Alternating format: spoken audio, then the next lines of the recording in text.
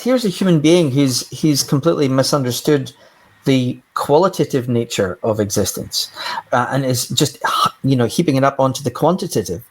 Big deal if you live to 150, if all your life was obsessing about, the state of your cuticles and how many strands of hair you've got in your forehead, and your body mass index, your glycemic index. I'm probably mispronouncing all of these things. But if you're just so obsessed with this sort of spreadsheet of how your body functions all the time, it's no life at all. It's like a waste of a life.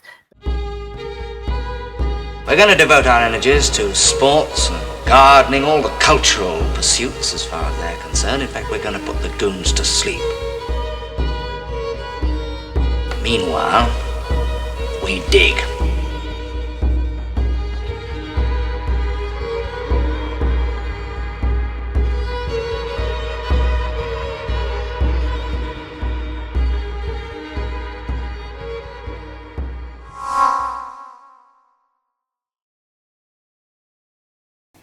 Greetings and welcome to the Anadromist. This is Byrne coming to you on a nice kind of wet day here in Tbilisi, Georgia, kind of giving us a bit of relief from some very hot weather this summer. Today we have an Anadromous Dialogue with novelist, thinker, Ewan Morrison, whose most recent book, For Emma, has already come out in the UK and will be or is released in the United States as I'm publishing this. I read his book, How to Survive Everything. I heartily recommend this book. It's a book about basically, preppers, doomsday preppers, but what if they're onto something? And it's set in the Scottish Highlands. Well worth your time. His new book deals with issues related to AI. What is our property? What is not? How will it replace us in some sort of way? He has been thinking about these things for quite a while, and I haven't read the new book. And this interview I did a couple of months ago, back in the spring. And I knew that the book was coming out, but I didn't want to wait all the way until June to talk with him. We had interacted a little bit on X, and particularly over the subject of the cute and what that means, but also things related to AI, which is something very personal to him, as it should be, since it is essentially the personal versus the impersonal. So we're going to come in. He is a Scottish writer, and he has a lot of thoughts on his mind. And we have just a conversation here, and I hope you enjoy it. Meanwhile, before we get there, let me just remind you, this channel needs love. You should love this channel by subscribing to it, hitting a like. Evidently, the algorithmic deities, the blind idiot gods, require these things if you wish to spread this video around, and I would recommend that. And for those of you who may come here because Ewan Morrison is being interviewed, welcome. And there's a lot of other interesting interviews as well. And then there are other videos about topics ranging far and wide, but mostly on the subject of how can we retain our humanity in this time of strange tension. Let's put it to you that way without putting too fine a point on it. Or you could, if you want, actually support the channel. Because I live in the country of Georgia, not to be confused with the American state, I can't get any actual monetization. And I'm kind of glad of that, because I don't want my videos to be interrupted every 5 minutes by some sort of ridiculous little advertisement. So you can enjoy it for free, or you can help me out, and that would certainly benefit me because it would. And there is a link below for PayPal. If you wish to be even more generous, there's a GoFundMe page which I've been using for several years. It's got a bunch of money on it, but don't let that fool you into thinking this channel is making lots of money. We're not. Trust me. Well, without any further ado, let's get into our conversation with Ewan Morrison. All right. So I'm here with Ewan Morrison, Scottish writer.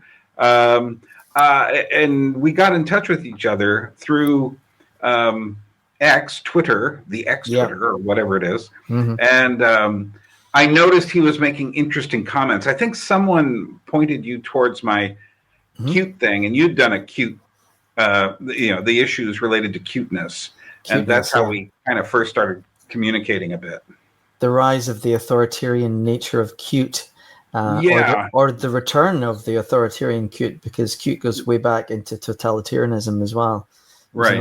One of the things I've been doing is researching the history of cute, and if cute is baby-like with these big eyes, I mean, of course, there's always been cute in that sense of, big-eyed babies, and you want to protect them, and you look at them and just feel kind of warm inside. But it's only been with about less than 100 years that we've had the aesthetics of cute as a kind of an art form. And I think that's very important. So when I look back at ancient images in the antique world, in Rome, Greece, other places, you see these very big-eyed creatures, gods, stuff like that, but they never look cute. Well, I think it's the rise of mass production and kitsch as well. That was where I came across it back in art school, was old Clement Greenberg and his essay on kitsch and totalitarianism. Right. I guess as well, you've got Catholic kitsch as well, which living in Glasgow was one of the first introductions to the super cute. The disproportionately sentimental images of so you'll get Christ holding the Sacred Heart wrapped in a crown of thorns with a crucifix stuck on top like it's fairy cake, and then you get like neon lights behind it, whatever. So that was the sort of introduction to kitsch and cute, and the two are not entirely the same thing, but they do merge with each other. Yeah, I've been going back and researching, and I see it starts off, it has to go back to the Romantic movement, because prior to that, people didn't put much emphasis on, sensitivity and the soul and things like that. Yeah, but it isn't there yet. You start to see hints of it during the pre-Raphaelite period, and particularly John Malaise, the painter. He did some very beautiful pre-Raphaelite images, but then he did a few weird commercial images of young children, and they've got bigger than normal eyes, and they're just looking at, it isn't Disney cute yet, but you can see it's coming. And then you get to the, you have things like the Gibson Girl illustrations at the beginning of the 20th century, and you start building up, but even Mickey Mouse wasn't really cute at all when Mickey Mouse started. Oh no, I mean, one of the most terrifying images I've seen in the last few years is of the Mickey Mouse Club, taken from I think 1918 or something like that. So it's an entire auditorium of kids wearing black and white Mickey Mouse masks as they watch Mickey Mouse movies. It looks like some kind of terrifying totalitarianist image mixed with the classic image of the Society of the Spectacle, where everyone's wearing the little 3D specs. And certainly as a kid, I used to find that the black and white bloodthirsty Mickey Mouse cartoons quite terrifying. Well, it's interesting how this, for instance, we were talking about kitsch in the Catholic Church and stuff, and I noticed that in Protestantism in America, well, to me, the first really commercial music is blackface minstrel music, particularly not the fast songs, which kind of led into square dance music and stuff like that, but the slow ballads that were done by someone pretending to be a black person. These people didn't. It was actually a northern phenomenon in New York City. These people didn't know anything about the lives of black folks on the plantation. So they romanticized it all. It's like sitting on the porch, eating watermelon, all this stuff. And music starts to sound like what would become glee clubs, barbershop quartets, all of these things, which have a very overly sweet, artificial feel, and they don't. And from there, that was like the 1840s and 50s. But then after the Civil War, which we often don't think about in America, how devastating that was for the country. So, it ends in 1865. But the first real commercial, sentimental Christian music starts in the 1870s. And so I see these relationships. So there's another period after World War One. We were in a different place, obviously, than in Britain, where there was much greater loss than what we had. But nevertheless, it's in the 30s that Disney creates the cute icon for all time, and that is the big-eyed, baby-faced, round Mickey Mouse. What's interesting about Mickey Mouse is he actually is a minstrel figure. I really thought of that. Yeah, but I suppose so. He's got the white gloves. He's black, and kind of exaggerated white snout. And but it's after World War II that the serious cuteness boom really gets going, and that's also when it really starts in Japan as well.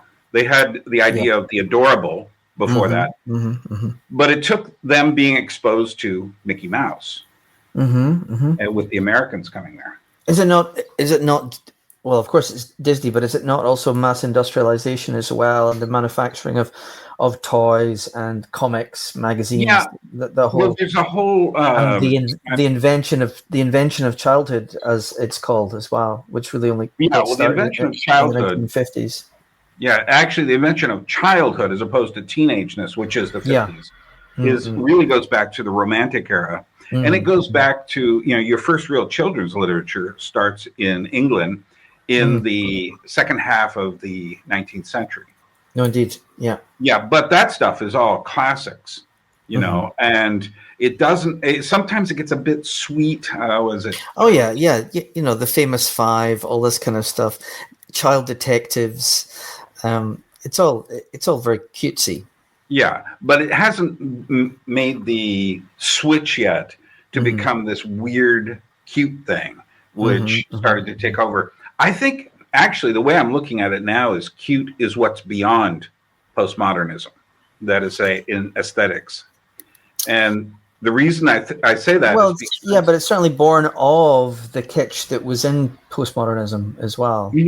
I mean, that was the defining moment, really, was the break of high modernism into kitsch. So you had Clement Greenberg's essay in the 1950s, which condemned the rise of mass-produced, cuddly, sweet, cute things which he saw as debased. And so Clement Greenberg said, the blank canvas, the abstract expressionists are the only way that we can rebel against this. And, Adorno as well at the same time was saying the same thing. So you have very austere high modernism that sweeps through everything, through music, culture. Had a bit of a hard time in film because you start removing people from movies as well. You can't achieve that same degree of austerity.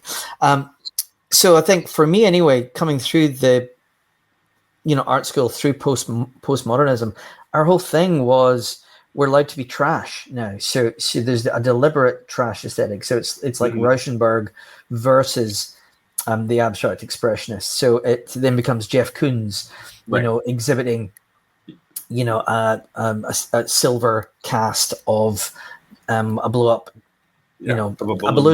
a balloon dog, or Michael Jackson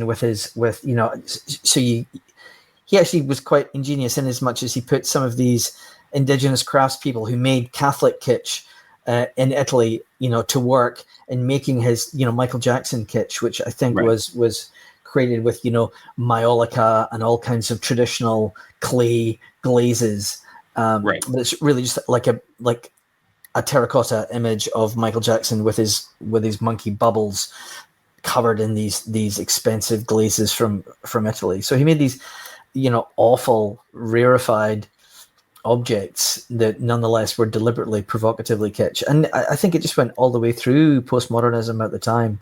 You had what was his name, who did all the painting on the plates, went on to become a filmmaker, covered his paintings in plates, and then just did these ugly pictures on top of them.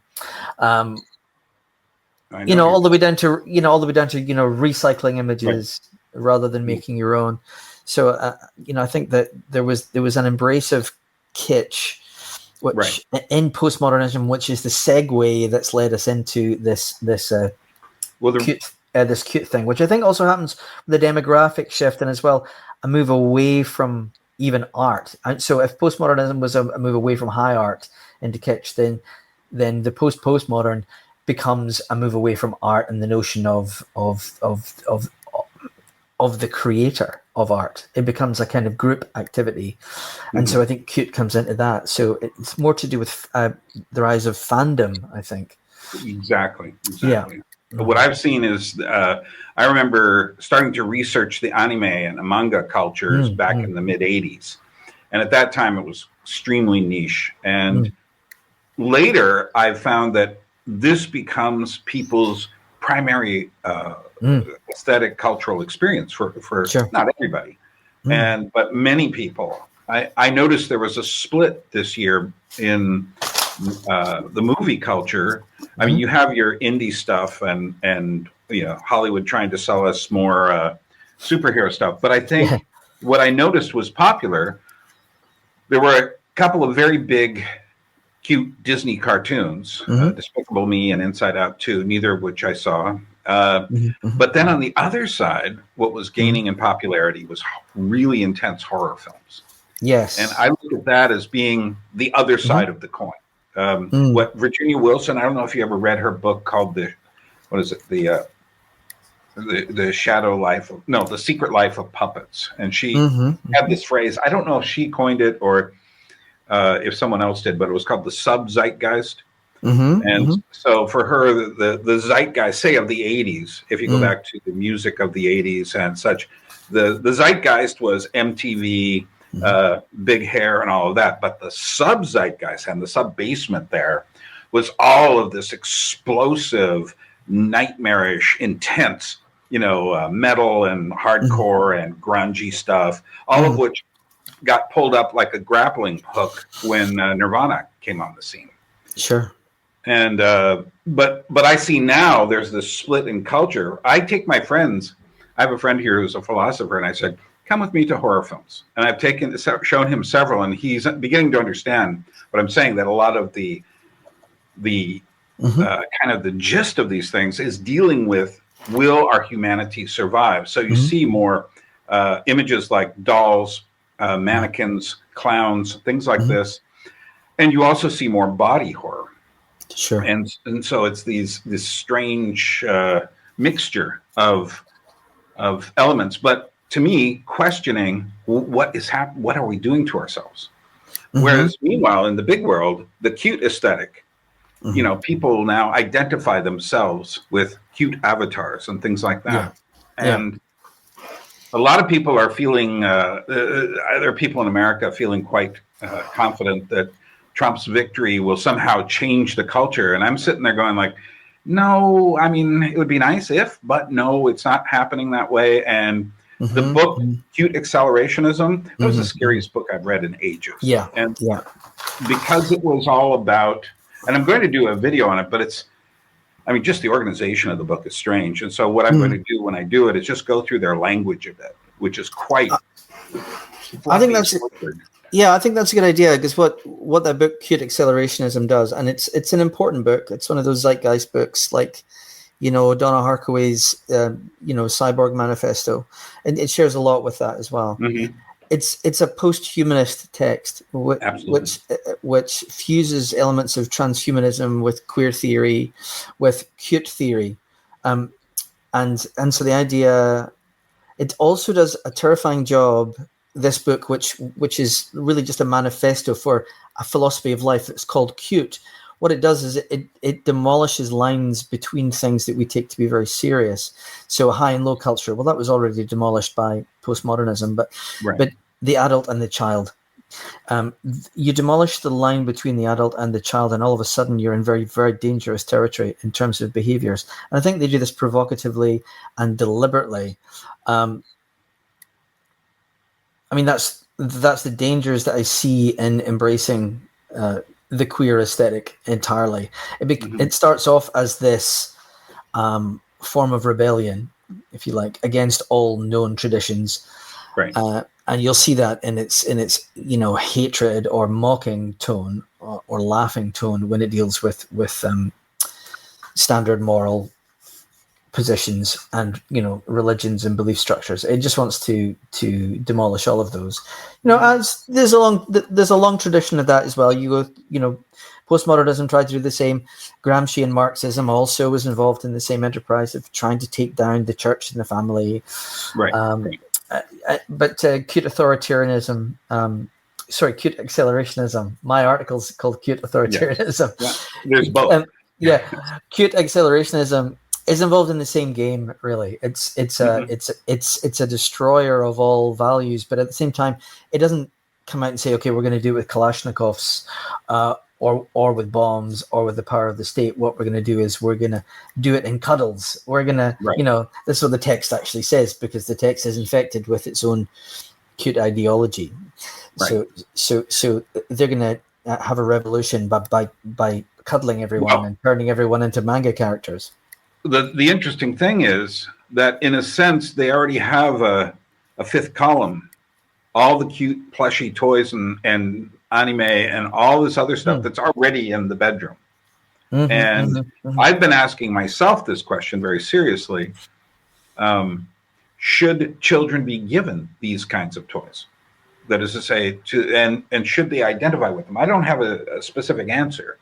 But the more I've been dealing with it, the more I think, like, okay, well, children got along very fine without them for millennia, and now they're everywhere. And yeah. I mean, I suppose I go back to my old Marxist self, which was a long, long time ago. Before I became a post-Marxist and before I gave up on that as well. Right.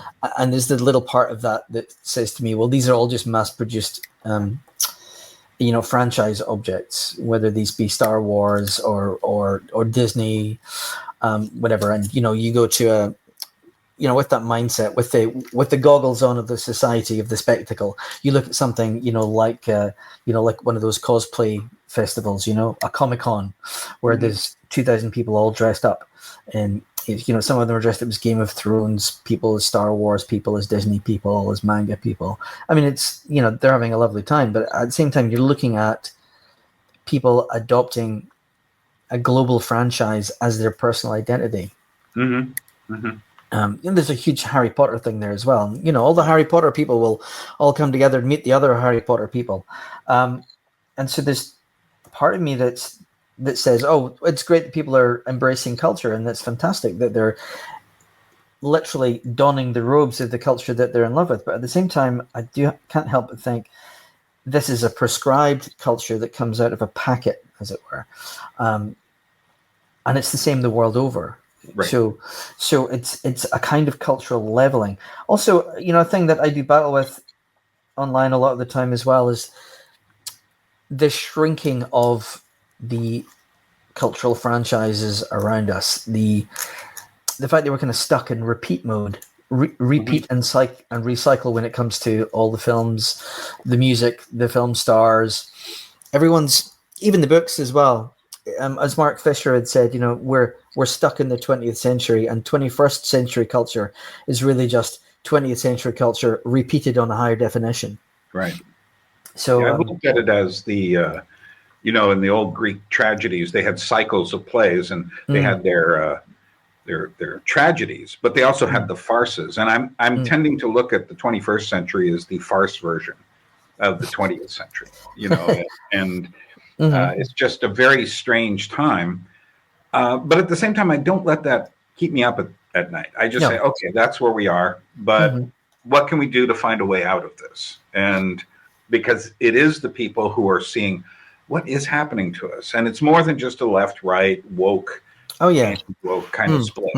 And I've recently, one of the things we both care about is what's going on with AI.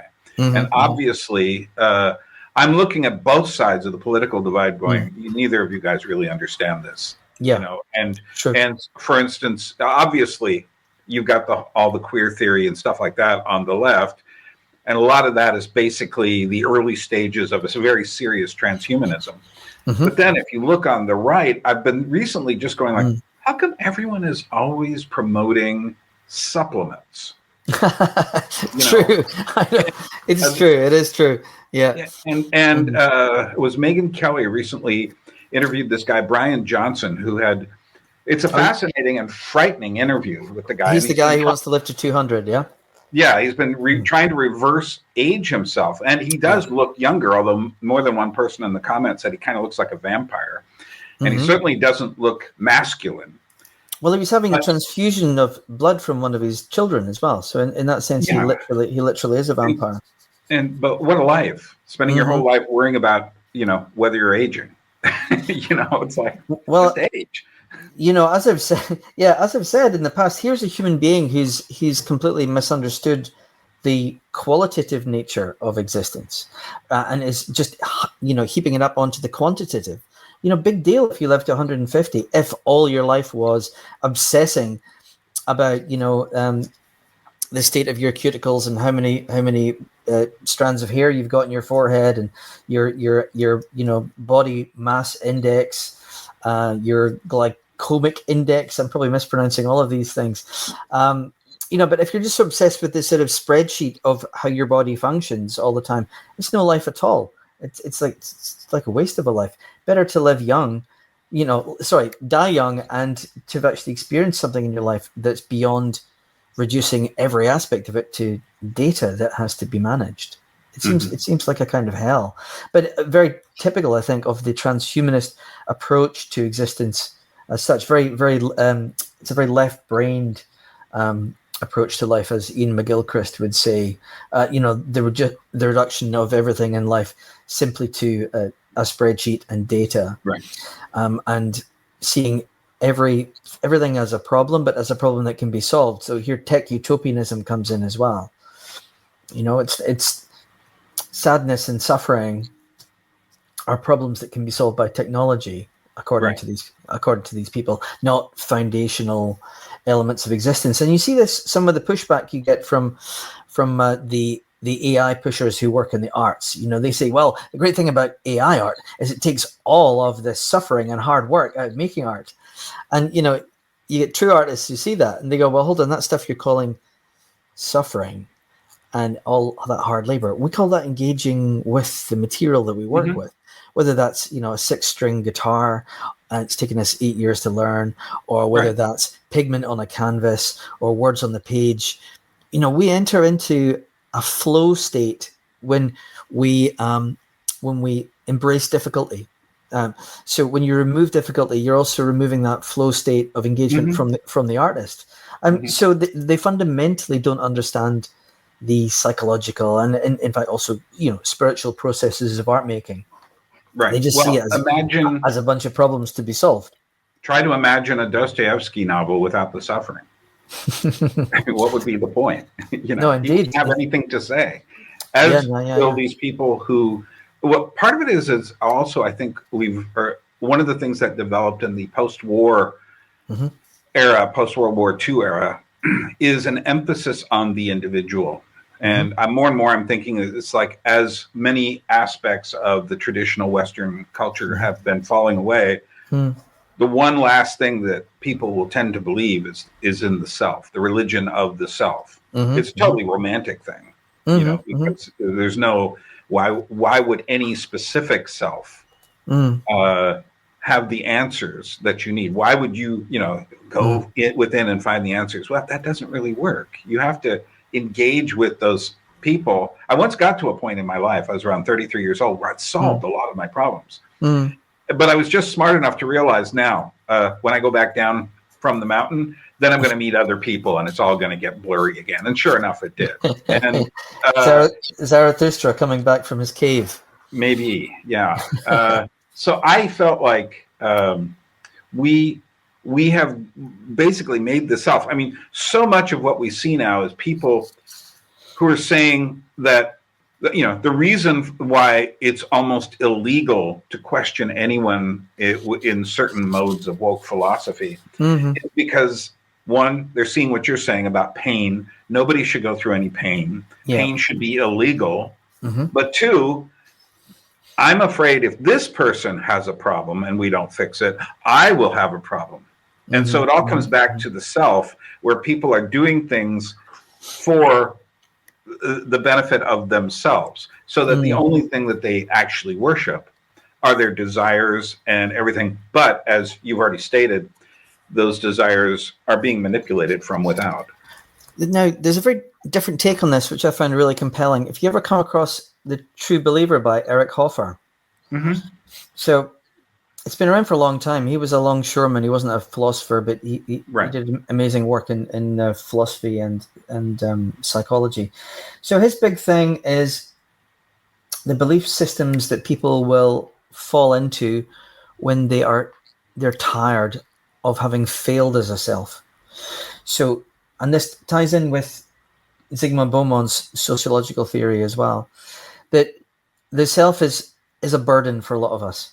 All that huge responsibility, all this, you look at the American dream, clearly it only works for a few people. Most of us are made to feel like crap because we've failed to achieve all the things that were set up with this notion of an exalted individualism. So he talks about the fact that the shedding of the self can be hugely cathartic for us, but he's not talking about it in a Buddhist sense. He talks about it in terms of the danger of the ideologies that we might want to latch onto, which will encourage us to sacrifice ourselves. So the whole agenda that he exposes in the book, The True Believer, is the fact that you have so many of us who feel like failures in the modern world. We would much rather believe in a huge thing that will take the burden of selfhood away from us. So we run into the arms of, oppressive ideologies, basically. Yeah, or cults. Cults, and indeed, there's I believe 10,000 of them in the US just now. So that's, on the one hand, there's right wing ideologies, and there's the woke, and I have seen people do this, as artists, where they will have 2 or 3 years where they're struggling as an artist, struggling with the materials, struggling with the ability to make money and sustain themselves. And all of a sudden something will click and they'll throw themselves into an ideology instead. And it takes away the burden of all that horrible confrontation with the self that being an artist involves. And this is a very toxic and dangerous thing. And it happens across the political spectrum, also across the religious spectrum. So I'm cautious about those who are willing to shed their individualism, because something big usually takes its place. And at the same time, there is a problem with community, and that is to say, people lack a community in the kind of faceless world we live in. Sure. And so they're willing, if they run into the right set of presuppositions or right set of circumstances, they're willing to shed their personality for a community.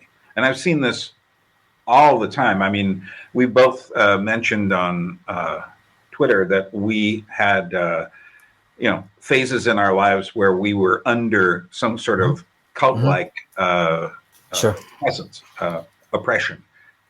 And I think that, some people have said, well, it's only a certain kind of person that falls for a cult, to which my answer is no, you just haven't got to the right set of circumstances yet.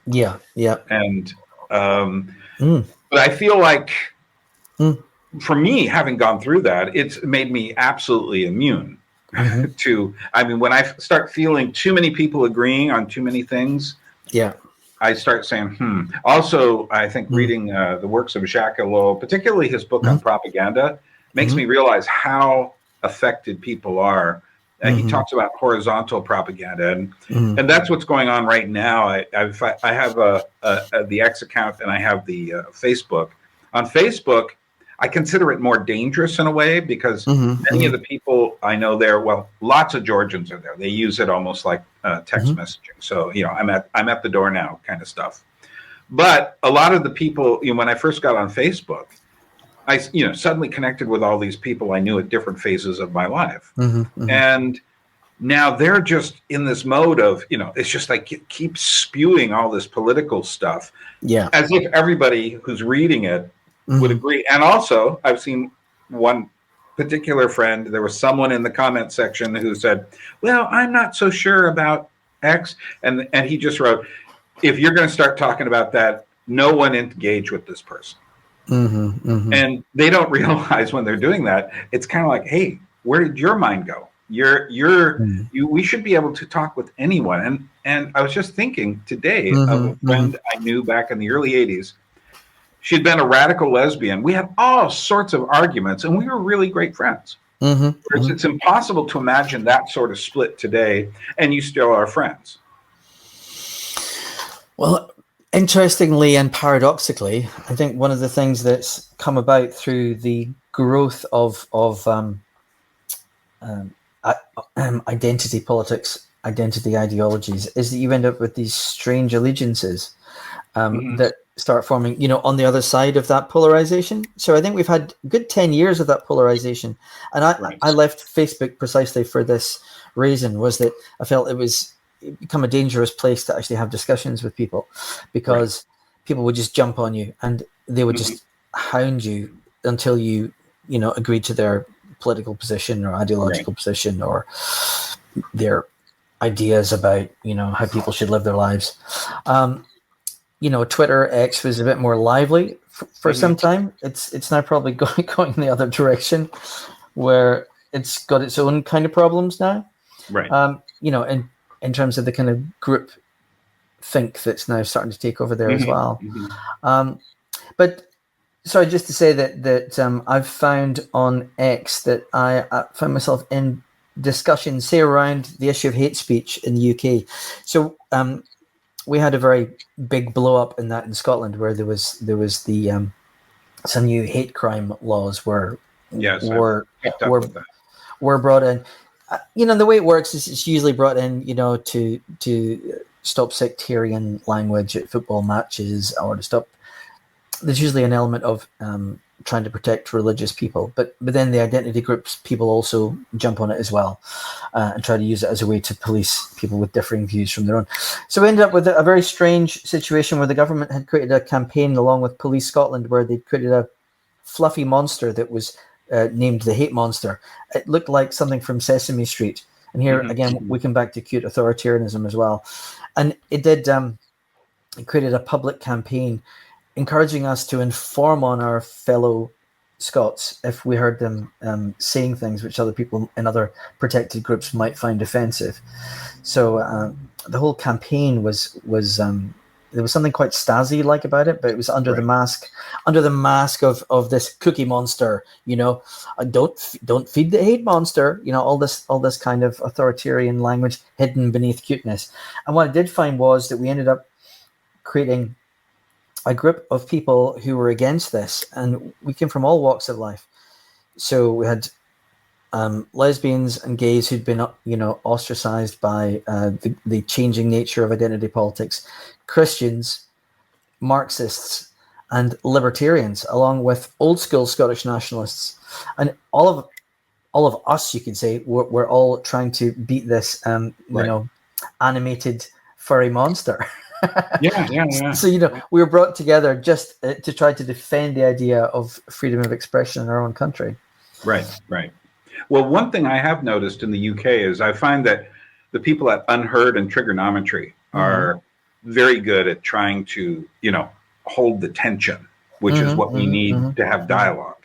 I think the recent stuff with Trump and Ukraine is now creating this new orthodoxy about this is how we always felt about Ukraine kind of thing, to which I'm going like, no, And I noticed Konstantin Kisin is now going like, no, the dictator is still Putin, kind of thing.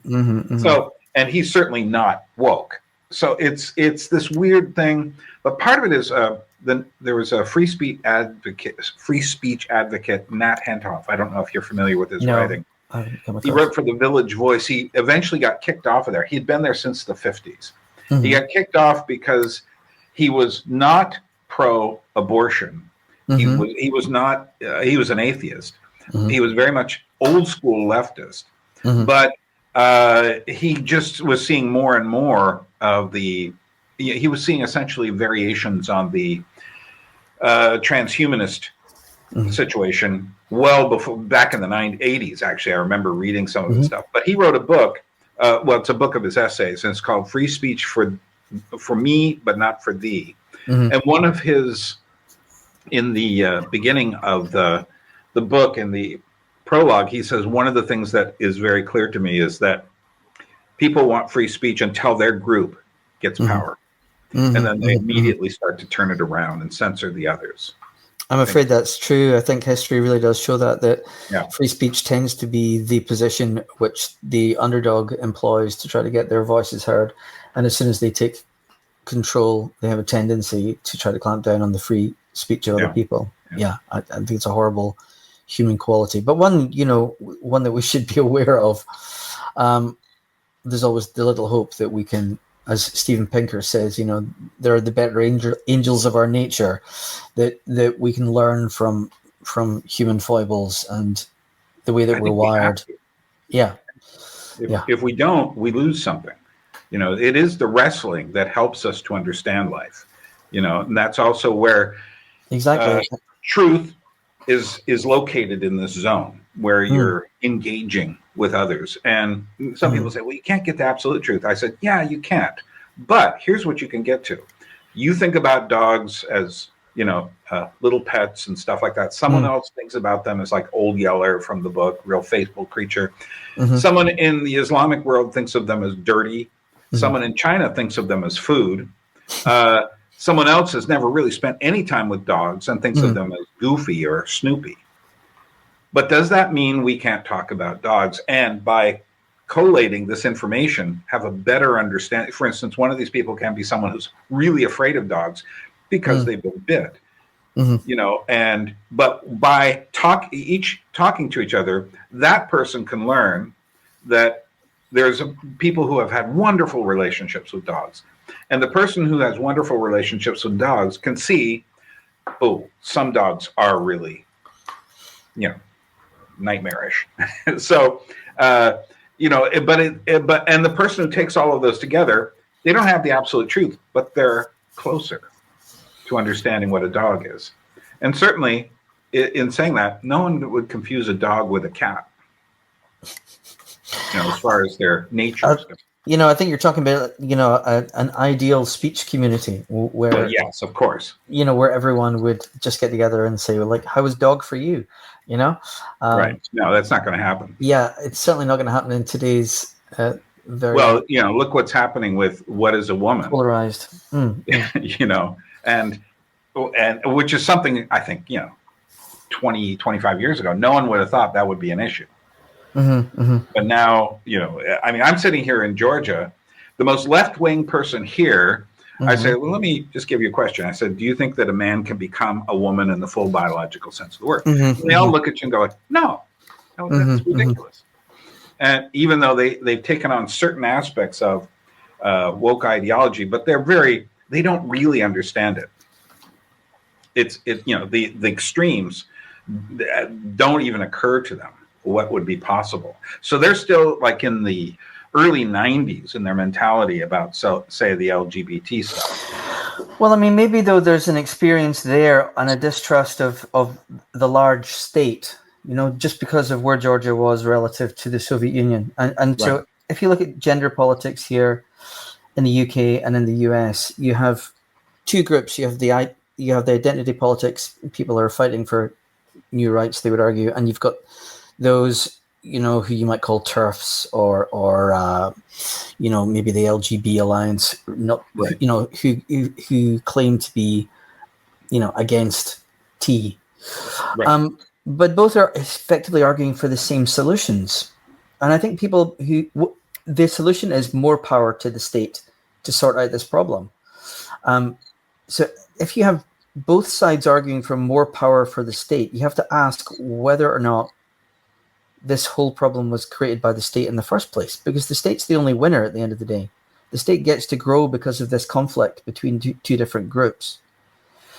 I think from a perspective of Russians or Georgians or even Poles, they might look at that what seems like a polarized political debate, and they go, no, it's just two different factions, both fighting for more state power.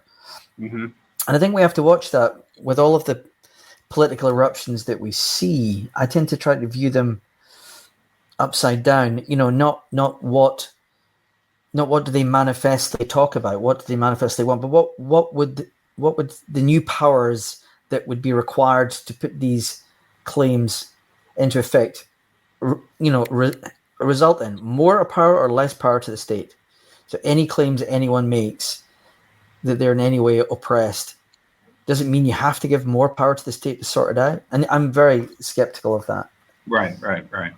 Yeah, I also think about using technology to solve technology's problems. And I think Alul says, I think it's in the technological system, but it may have been in the technological bluff. He says, technology always creates imbalances. And then a new technology comes along to fix the imbalance, which then creates more imbalances that were unforeseen, which then creates more technology to create.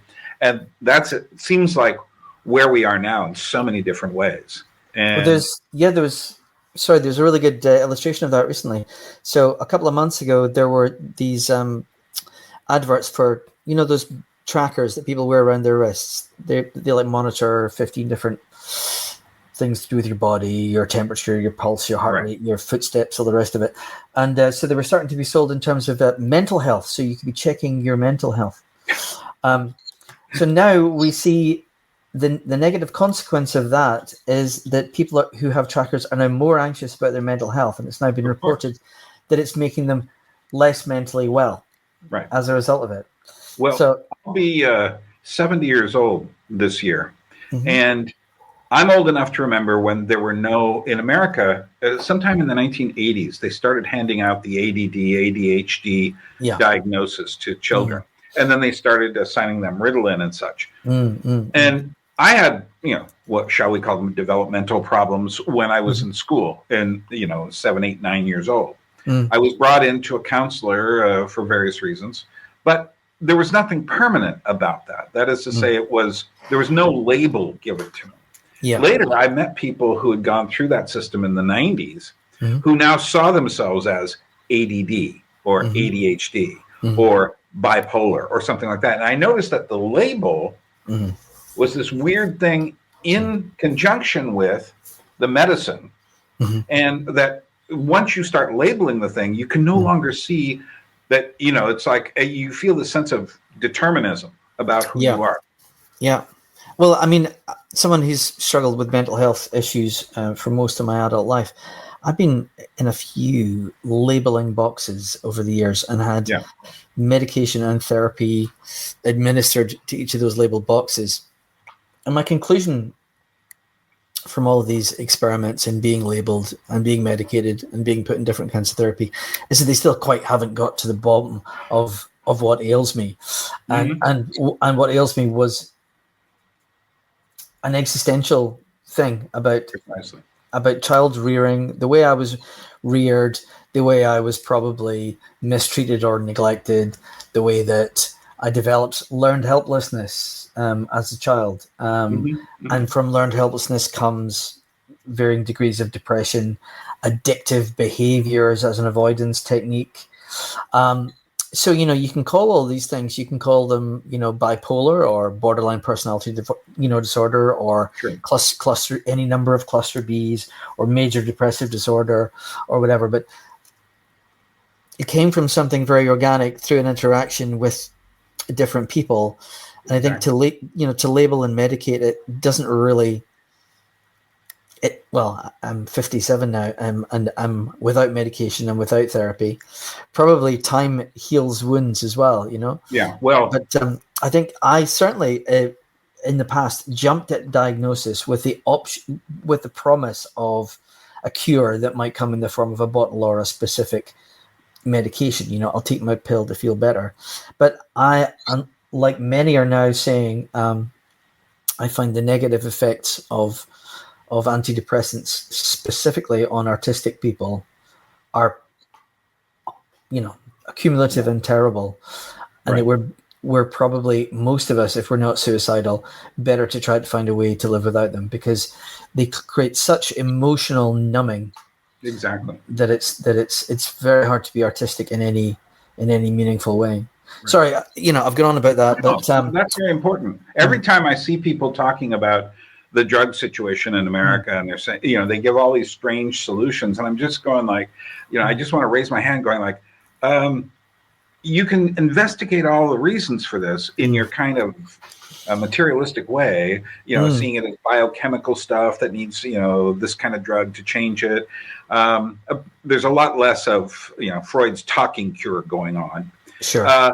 But I'm saying, I just want to raise my hand. You know what? So much of this boils down to meaning, and our society provides almost none. It provides what we were talking about earlier. You can identify yourself as an anime character and go to a conference, which does something for somebody, or else people wouldn't do it. But that's not a solution to the problem of meaning. Well said. I think fundamentally it comes down to that at the end of the day.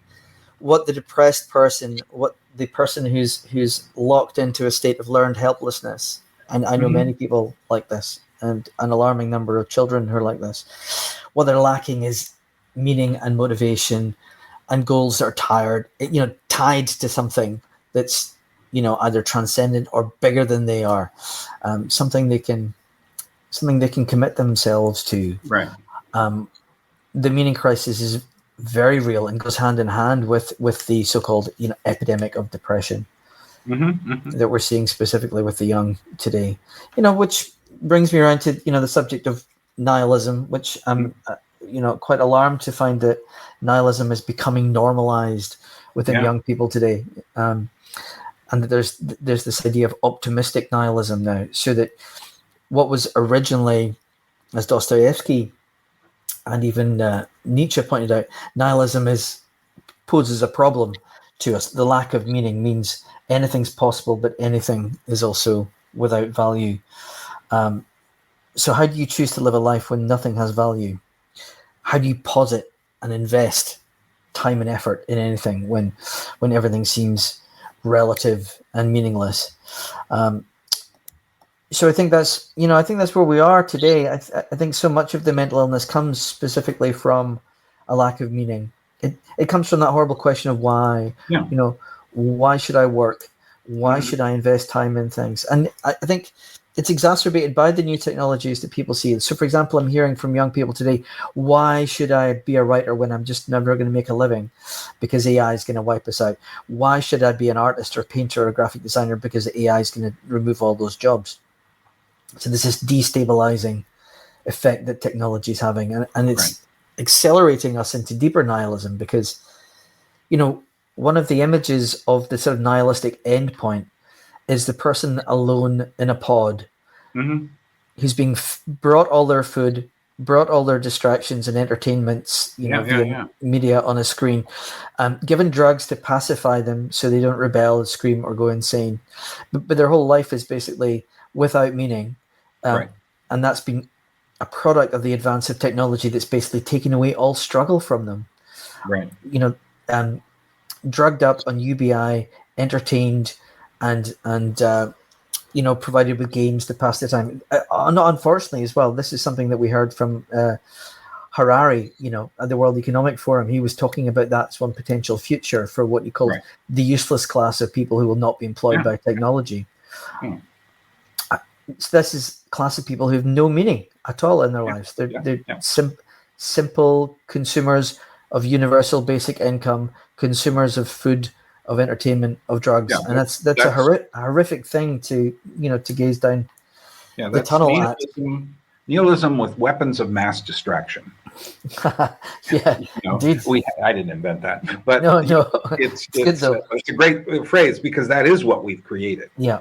We've made it so that our minds are constantly interrupted by things. And it's very hard. One of the benefits of, I spent 22 years living in Alaska after 16 years in New York City. And one of the benefits of that was that I spent time. One of the nice things about Alaska is if you walk 100 yards off the road, meters to some of you, and you will immediately be thinking about bears.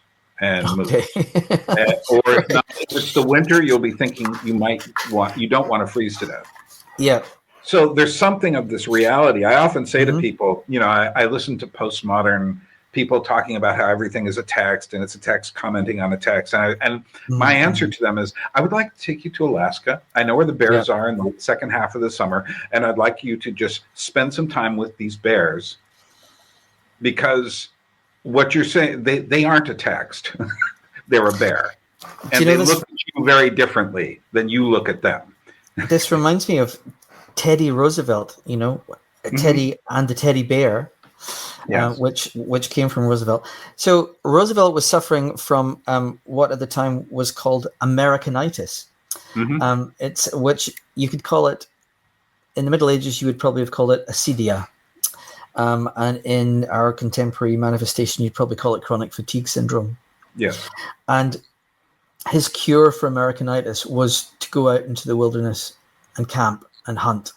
Yes. And to come back in touch with his body again and experience mortal terror regularly from bears, wolves, hyenas, whatever. But that's well documented as a cure for Americanitis at the time. Americanitis, which was an extraordinary diagnostic name, which at the time people believed that it was to do with the too fast pace of progress. And that was 100 years ago. Yeah. Where are we now? In Alaska, I got to the point where I could identify in the wild. We have lots of mushrooms. I could identify 11 of them as edible. So I would go off to places in September in the dank woods, and I would, here's the chanterelles, and I would be picking them. But all the time, my senses are extending for miles. I'm listening to sounds. If I hear this, I'm saying, so I'm just listening. And I thought, I came to a conclusion out of doing that, and I did that many years in a row, that bear fear is a great way of staying conscious. Because, but that's the thing, it's real. And what we're living in now is all this virtual, the as if but not in fact stuff. You could do like the bear cure for all these new agers who are trying to get focused in the now. There's nothing more now than being in a forest and listening for bear sounds. Well, also there's no cell phone service there, so you've got to think about the actual stuff of the forest.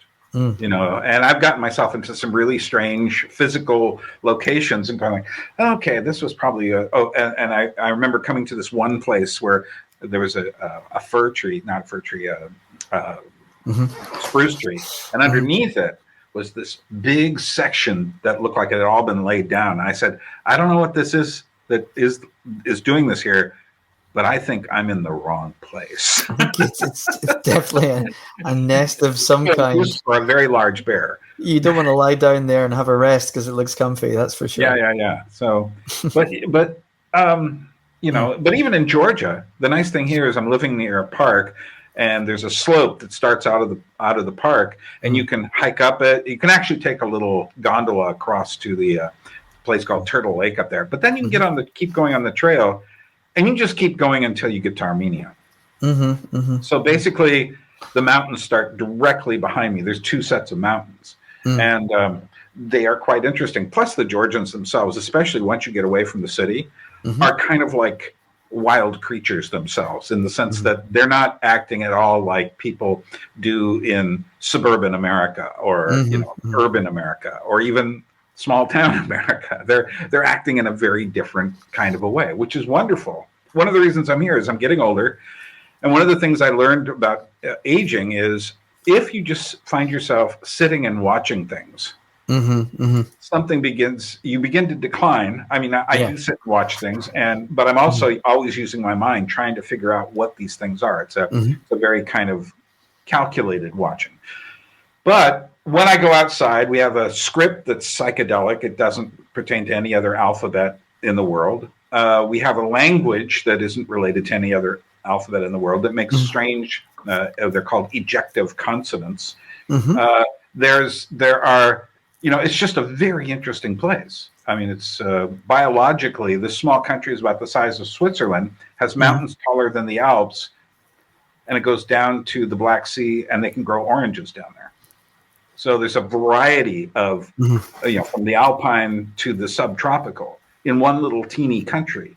And it's interesting because it just keeps my mind, the country itself keeps my mind going. So when did you move there, and what actually took you there?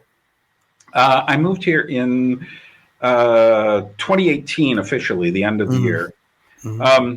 Part of it is, I can't really explain how my focus got onto Georgia. I do have one record that I got in the 1980s when I used to work in the music industry, and I bought and sold records for stores, and then later did it as a kind of a personal thing.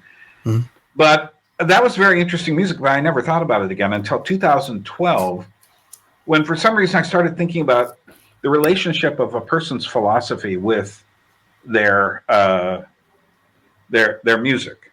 So if you think of the Middle East, the Arabic music is very interesting because you'll have a whole orchestra, maybe 50, 60 people in an orchestra, but they're all playing the same notes. There's no harmonies. And I go, well, that relates to the rather severe monotheism of Islam, but they have lots of rhythms. But then, the Jewish culture comes out of there as well. And if you listen to the cantorial music, you say to yourself, okay, now there's something really always sad in their music. It sounds a bit like the Arabic music, but it's got other qualities. They do use harmonies, but there's a very sad quality, or in the case of klezmer music, a very funny quality. And I said, that's very interesting because the Jewish people have both those extremes in their character. And I thought, now that used to be a Christian area, and then became an Islamic area. And there are some people in the Syrian, there were at least Syrian Christians and Lebanese Christians, and I've heard some of their music, but it tended to they're more influenced by the Catholic Church. But I thought to myself, well, what's going on around the corner in that Georgian place? I remembered this record I had. So I started looking on YouTube, and I was just like, why don't I know about this? And the music is just absolutely fantastic because it's in multi-part harmonies. Their traditional music has absolutely no cloying sweetness to it. It'll sometimes veer off into dissonances and do strange kind of harmonic things. People for a long time couldn't even put it into any music theory because they didn't understand how it was working, how they could break off. This was, back in the 19th century. But, and Stravinsky, before he died, was asked, what kind of music are you listening to? And he named a couple of composers, and then he said, mostly Georgian music. Because it was the kind of thing. And so I said, okay, I got to get interested. Another long-term project I've had is trying to understand puppetry and the history of puppetry and things related to it, which also has taken me into circuses and clowns and all sorts of stuff. So I said, I wonder if there are any. I've been working on a project of recording interviews with puppet people in Europe, whether making puppet films or puppeteers or people who do acting or carving or whatever. And then I said, do they have any puppets there? And I realized, oh, they do. So that gave me a really good excuse to go there. And so I did that my mother died in 2015. And one of the things I told myself is, I think after she's gone, I think I'll go to Georgia this time. And so that's what I did. And I really, it's there's a lot of poverty here. There's a lot of, it's not a perfect culture by any means, but it certainly is interesting and keeps me always, Well, it's interesting to me that that's two people I know who are artists who moved to Georgia. So there's definitely something in the air or something in the culture and the traditions and the sense of otherness maybe, or connectedness. Yeah. I did a thing a couple of years ago called a Gathering in Georgia where I just invited people off my channel. Look, if anyone wants to come. Here's what we'll do is spend half the time in Tbilisi and half the time in the mountains. And I just want to expose you to Georgian culture, and then we'll talk about it and in relationship to and 6 guys answered the call. It was great. And what's funny is, so then one night I had us talking with Georgians, and the Georgians were all talking about the West, it's just like how much they admired the West. And these guys are all Europeans or Americans. We had Dutch, Latvian, Italian, Swiss. We had guy from Brooklyn, one guy from Israel, and one guy from Mississippi. And I told the guy, his name's Luke from Mississippi, I said, you realize you are the most exotic person here because no one has ever met anyone from Mississippi. And your outlook on things is radically different than anything going on here. But they really liked it. I have a video of our conversation at the end. But when they were talking to the Georgians, they were all going like, no, you don't understand. You have something here. Mm-hmm. And what you're seeing in the West, yeah, there are good things about it, but don't lose who you are.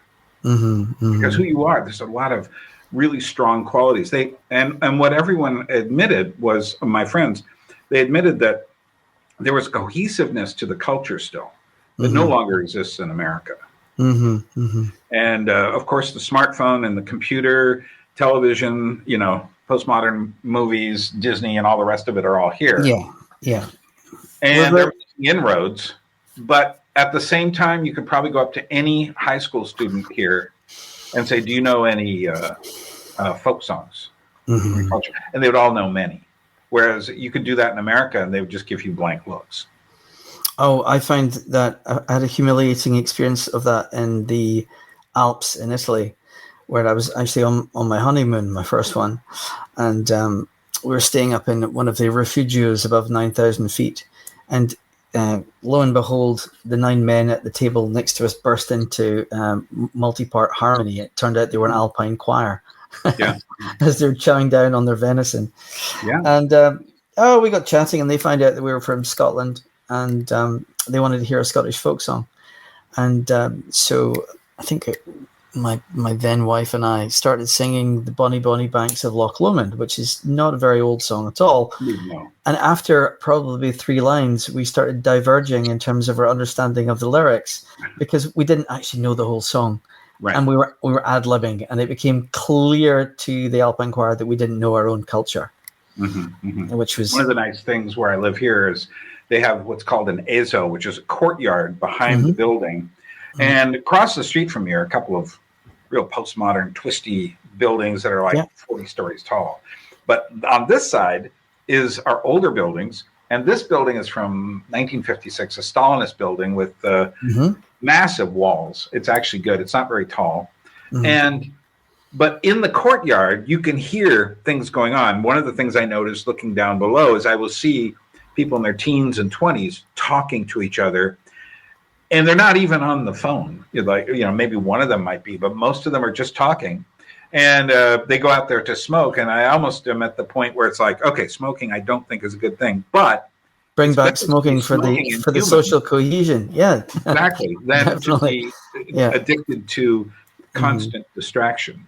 But there's an apartment over here somewhere where there's older guys will get together once every couple of months and mm-hmm. they'll have a ritual meal, and you mm-hmm. start hearing the most beautiful mm-hmm. 4-part harmonies coming mm-hmm. out, mm-hmm. drifting across, mm-hmm. and it's like, oh, this is real music. This is the real thing. And so that's why I'm here. It sounds very revivifying and rich. Yeah. And what I say to my Georgian friends is, I'm here, I know a lot about the history of music and the history of puppetry and theater and all these other things. And I can maybe share some of that with you and help you not to be so entranced by what's going on in the West. Mm-hmm. But I'm also here to learn. I'm here to pick up what you have, because obviously you still have things. And I had a friend, a very good friend, Lasha. He's a philosopher. He teaches Heidegger in the university here. Mm-hmm. And he came over. He likes talking to me because he says, I've never met anyone who talks like you do. I said, oh, okay, well, that's good, I suppose. And he said, we were talking about something, and he says, can you tell me more about this trends thing? So I said, fine. Next week, I'm going to pull out a bunch of videos. I'm just going to show you. So the next week, he came over. I showed him about an hour's worth of videos, which really give you the gamut. And by the time he was done with that, he said, maybe it's good that we're behind. Well, I mean, I think you could probably say that for lots of reasons as well. Just right. I think the homogenization of Western culture, the pre-pasteurized nature of the culture we consume. Well, people will often blame it on America, but mm-hmm. I look at it as like we were the first victims of it. Mm. We lost a lot of our regional identity for this kind of mass consumer thing, so that Walmart I think one of kill small towns. I think if anyone says that contemporary culture isn't completely homogenized and corporate dominated, I bring them to a little bit of information. There used to be a thing called the hit parade, or the top 10, or the charts, and increasingly we're seeing the domination not just by one artist, but by one record label that is the biggest label in the world. So you had 2 years ago, you had number 1 in the charts, number 2, number 3, number 4, number 5, number 6, number 7, number 8, and number 9 and 10 were all Taylor Swift. Oh yeah, So yeah. It basically meant the end of the idea of a chart. Yeah. And then 3 months after that, there was a rap artist, again represented by the same record label, who had 9 out of the 10 slots. Right. So, I mean, that's a form. I mean, you can call that progress if you like, but it's a form of cultural stagnation. Yeah. Surely. No, it's definitely that way. One of the reasons I shifted into trying to study puppetry is because I'd been studying the history of popular music in the 20th century, and I was asking questions like, where did that heavy sound that Jimi Hendrix was doing come from? Why is it that Johnny Rotten's Rage is the first time that kind of thing shows up in history? You can't find music filled with rage prior to that. Why is it that, and then how did it all get commercialized at the end of the 90s? All of that stuff. Well, it happened at different points. And why did rock music die? Which is the final thing, because it died as a cultural force, much in the same way jazz did. That is to say, it just became something off to the side, not part of the main culture. And then this the pop divas and all the very slick sounding music, where the producer was the central element more than the musicians. But as I saw it near the end of the 90s, and that's when I moved to Alaska, I started thinking, I'd seen the movies of the Quay brothers and Jan Schwankmeyer. And I started looking at those, and I said, I really find these very interesting and important. I think part of it is the texture that they include. Part of it is also, and then I started thinking about it, it's not just the techniques they're using for animation. It's the actual images, the puppets themselves that they're using. And I started looking up that more, and I decided to go to Prague and to go to France. And I've met and interviewed the Quay brothers and Jan Schwankmeyer. Really? Excellent. I've gone and met so many different people. And it's raised so many questions. The interesting thing about puppetry is it really focuses you in on different aspects of traditional popular culture before it was really commercialized. And then there's a use of puppetry in early modernism that's really interesting as well. But most people don't think of it as an art form. They think of it in America, the way puppetry is thought of is, first of all, Muppets. And so even when we do adult puppets like Avenue Q, they're basically just nasty Muppets. Yeah. So it's not really, you're still, basically you're teenagers laughing at puppets at that point. But the more I looked into it, the more I started saying, oh, this is what's interesting about puppetry, is that it is a real thing. For instance, a video of a puppet show tells you nothing any more than the video of a dance does. You have to be there in the room and feel the movement of this creature. And it's something you cannot put onto a video. I mean, yeah, obviously people have. But once you are in the experience of the real thing, you're going, oh, this is really different. And I thought this is a perfect antidote art form to the virtual stuff, the screenal stuff that we're totally loading our heads with. And so here I have quite a few friends who are in the puppet world here. But like I said, you have also the Georgians are being taken away more by technology, but it doesn't take much to pry them open and get them to be their Georgian selves. I often think that it's like someone dropped a bucket of modern paint on them, but if you scratch through the paint, the real Georgians come out again very easily. Well, I think, artists today, a lot of artists that are pushing back against AI are asking these kind of questions about what is the root experience of art that is in some way foundational existential, grounded in a sense of doing and making. And these questions are being asked for the first time, certainly in my lifetime. There was such a rejection of this within postmodernism in the 90s. I think we're going to see a return to arts and crafts, which is very frowned upon in my time anyway. And also notions of mastery of art forms as well. Mm-hmm. I mean, when I say that, I think these are going to be very niche activities as the AI dominated arts will continue to grow. In fact, all of the solutions that I see to the AI question are all just sort of niche activities and niche forms of resistance. Yeah, it's a return to physical material reality. And also there have been other elements that have been lost in the shuffle. And I noticed when I started thinking about them that no one has actually written about this. And one is the loss of texture.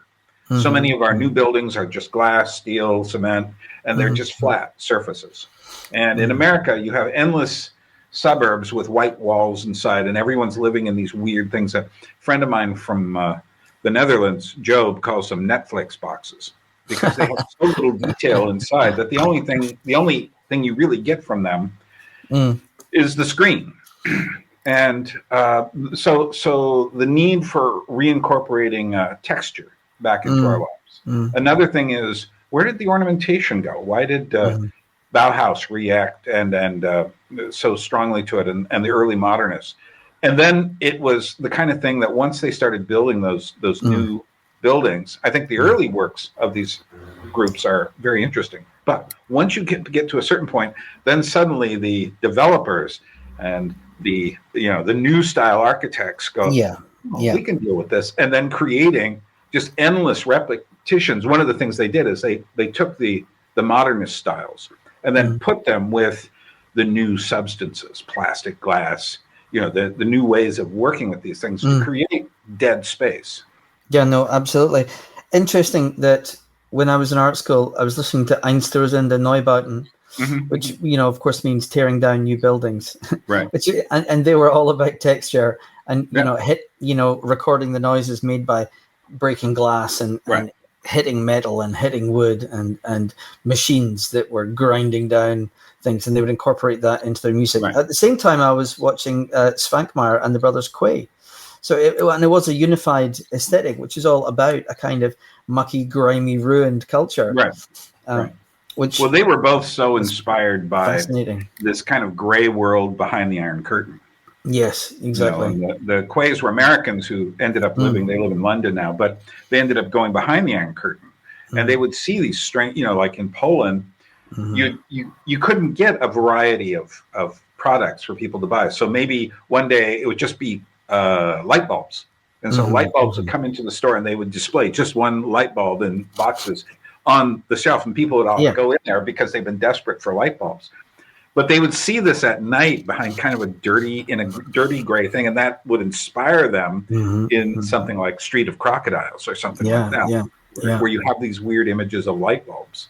And Svankmajer, it's very powerful, that aesthetic in the Brothers Quay, that everything's spookily reanimated from broken objects. I haven't released my. I'm going to do it soon because they just put out a new movie. I actually saw them again when I passed through London last year, and they just finished their film version of Bruno Schultz's Hourglass Sanatorium. And I really want to see it, but I saw a clip from it. Yeah, but I'm here. So, but their aesthetic is very much. I ended up kind of listening to clues they gave in interviews back in the early aughts, and then I would go looking for Tone Marionette Theater in Brussels, and I ended up going there, and now those people are my friends, and I found the puppet world in the Czech Republic, which is fascinating, and there's a group there called Buchty a Lotky, which means cakes and puppets, but it's there's an inspiration they take from movies, but also a bit from Svankmajer, and just very textural, not not the kind of things that you normally would see. When I saw what they were doing in 2005, I took my first serious trip to interview people. I said, we can do that in Alaska, what they're doing. It looks like they're just finding things in their backyard and making it work. And I said, we can do that. And that's important. And so I did for several years in Alaska, do this crazy puppetry stuff. No one knew anything about puppetry, so no one knew enough to say, well, shouldn't it be this way? Right, yeah. So I'm going to have to go and do things in the real world, which I understand. probably involve the dog before it gets too dark outside. Yeah. Well, it's been great chatting with you.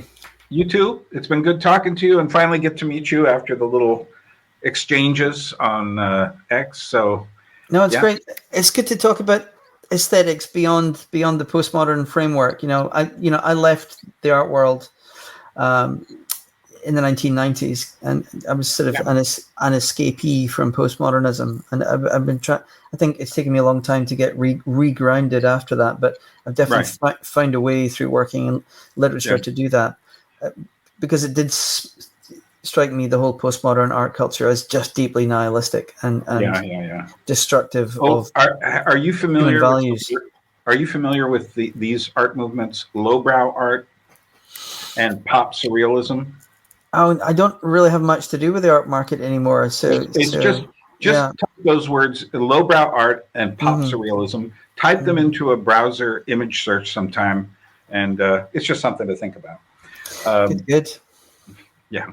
Okay, Ewan. Well, I'm honored to have met you, and maybe after I read Emma, your book, which is coming out in America. When is that exactly? It's coming out in America in June. It's coming out in the UK and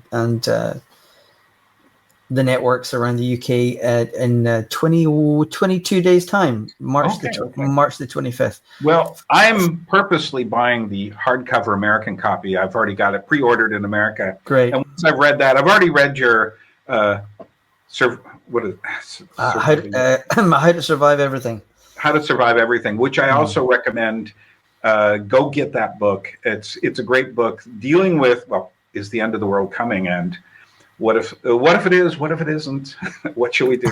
Here's 40 good survival tips. Yes, very good. And we shall talk again. Teenager. Yeah, we shall talk again.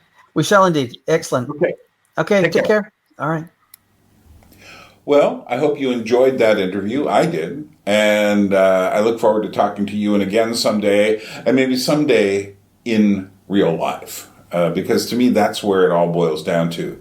And so many of the issues of our day relate back to this abstraction we're living. I see people just completely losing their minds over politics, and all their information is just coming from the screen.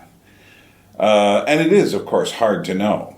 But the weird thing about the screen is turning other people into abstractions actually raises the bar on hate. So we'll leave that there. What can I say? Well, one thing you should do, go out and buy a copy of Ewan's book. Help him out. Support this book. You need to read it. I think it is an important book, and I think Ewan's ideas are well worth spending time with. And go look for this one, too. You should be able to find his books. You can certainly find them on that big streaming channel, if you know what I cite, the one with named after the big river. But you can also find them in any really good bookstore.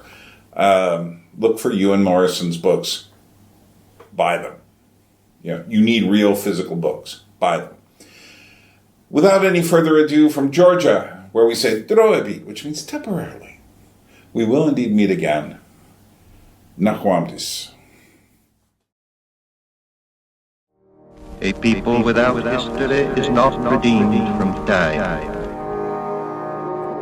For history is a pattern of timeless moments.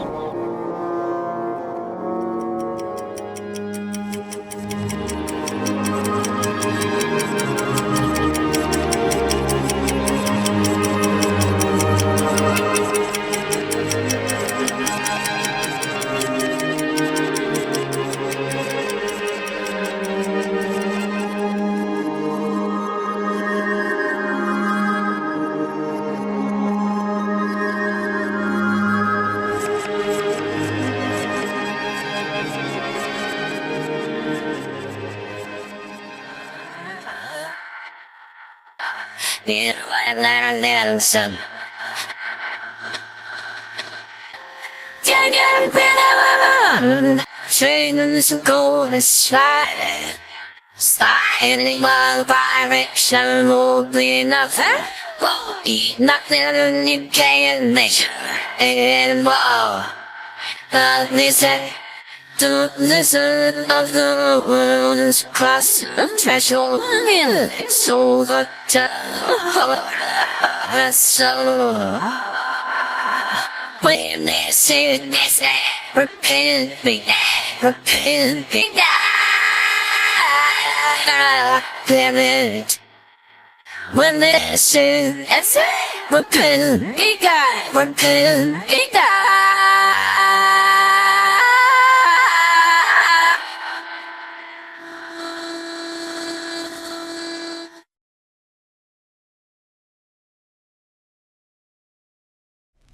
Education is all right.